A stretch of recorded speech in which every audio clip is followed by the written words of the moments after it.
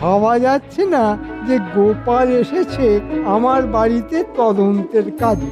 হুম হুম, সেরকম হলে তদন্তের কাজে আমাকে রাজার কাছেও যেতে হতে পারে।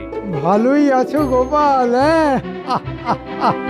তদন্তের কাজে এদিক ওদিক মনের আনন্দে ঘুরে বেড়াচ্ছ।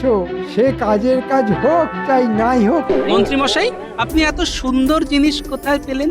এ তো আমাদের দেশের তৈরি বলে মনে হচ্ছে না।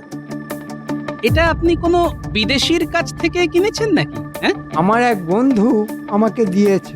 বাবা, এত দামি জিনিস আপনার বন্ধু এনে দিয়েছে? কে সে? সবাইকে কি তুমি চিনবে নাকি? আপনি এটা কবে কার কাছ থেকে পেয়েছেন? আর ওই সুন্দর কলসিটা? ওটাও আমার এক বন্ধু দিয়েছে। সে কি কোনো বিদেশি বন্ধু? রাজ্যের মন্ত্রীকে জেরা করতে গেলে মহারাজের কাছ থেকে নির্দেশপত্র আনতে হয় গোপাল। সেটা কি তোমার জানা আছে? বিলক্ষণ! আমি তো জিজ্ঞেস করলাম, তাতেই আপনি ভারী চিন্তায় পড়ে গেলেন দেখছি। আচ্ছা, এখন চলি।